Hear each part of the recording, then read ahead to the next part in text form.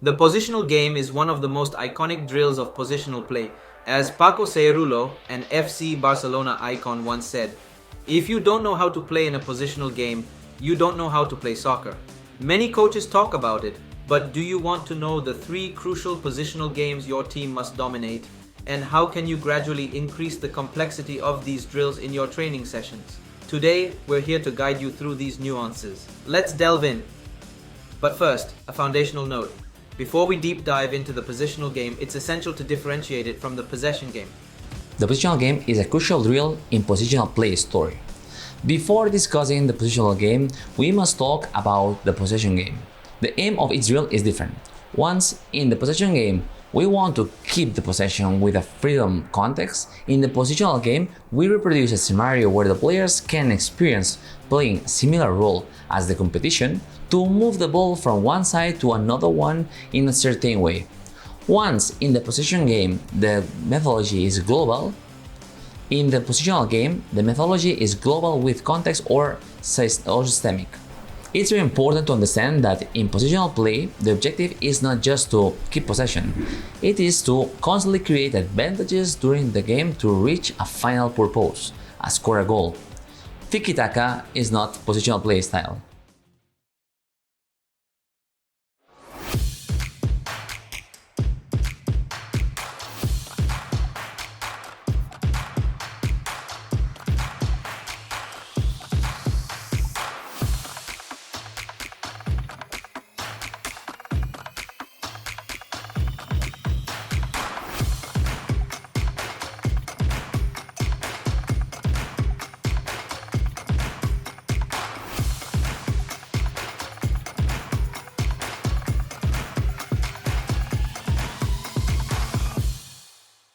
Right now, we know the difference between possession game and positional game.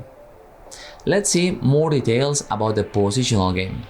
As we said, the positional game is a drill where the players play in a space where they have positions and they must adjust their intentions and position depending on the ball, the teammates, and the defenders. In this drill, the players have their position. We create a realistic environment where the players play a real situation. Let's see an example.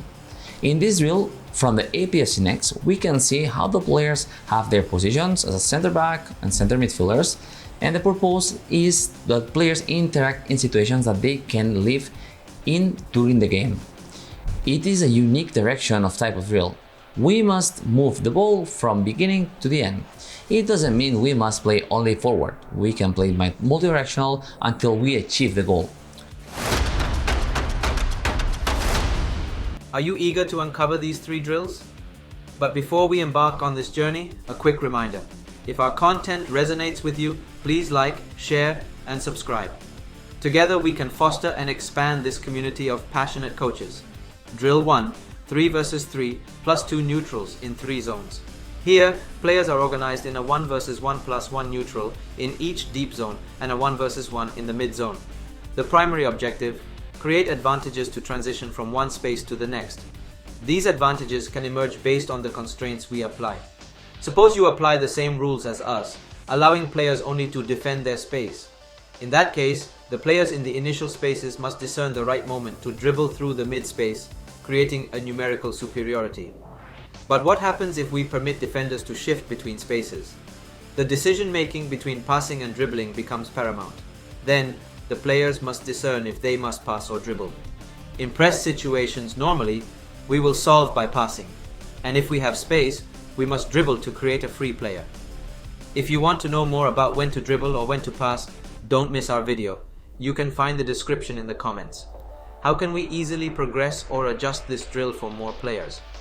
By adding players in the mid-zone, in APFC, we usually practice the same drill with 2 versus 2 or 3 versus 3 in this space. As many players, it is more challenging for your players. Are you ready for the second drill? Drill 2, 4 versus 4 plus 3 neutrals. In this drill, we simulate a situation on the center channel where the goal is to progress from the initial space to the attackers. Players earn a point every time they connect from the beginning to the end. The unique space in this drill offers a myriad of situations, compelling players to perceive, anticipate, and adjust their actions to the evolving game context. Adjusting the space to match your player's proficiency is crucial, ensuring they're challenged but not overwhelmed. An important point is that you must adjust the space according to your player's level. The challenge level must be enough to challenge them, but they can achieve the objective. If not, they will feel frustrated. Drill 3, 5 vs 5 plus 2. This drill is a microcosm of a real game scenario, encompassing roles from goalkeepers to strikers. The objective, as before, transition from one side to the other. The challenge arises from two elements: the ratio between attackers and defenders, and the nuanced roles of the neutrals. When we restrict the options of the neutrals and create an equal situation in the active space, the advantage for the attacking team diminishes, making the drill more challenging for our players. But that's not all. We want to highlight the most important concepts depending on the player's role. Do you know them? Let's dive in. Key concepts to remember. For the possessor, head up. This is about perceiving the ball, the space, teammates and opponents to identify the game's options. Dribbling to create a free player. Use dribbling strategically to attract defenders and free up a teammate.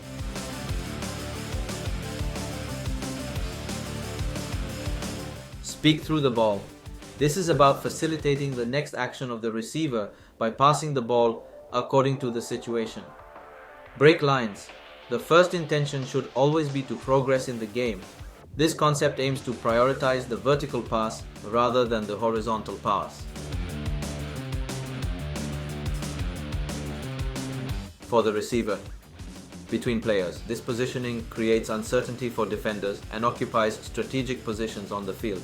Passing lanes. This is about offering the best passing lane, depending on each game situation. Body profile.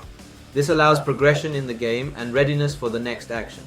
Are you curious about these concepts or how to integrate these positional games into small-sided games or SSP? We'd love to hear your thoughts in the comments. Ready to incorporate these drills into your training regimen? Be vigilant and sidestep the common mistakes of the positional game. For more insights, stay tuned for our upcoming video.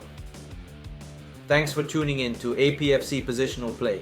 If you found value in today's content, don't forget to hit that like button and subscribe for more insights.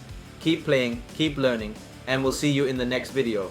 Until then, stay passionate about the game.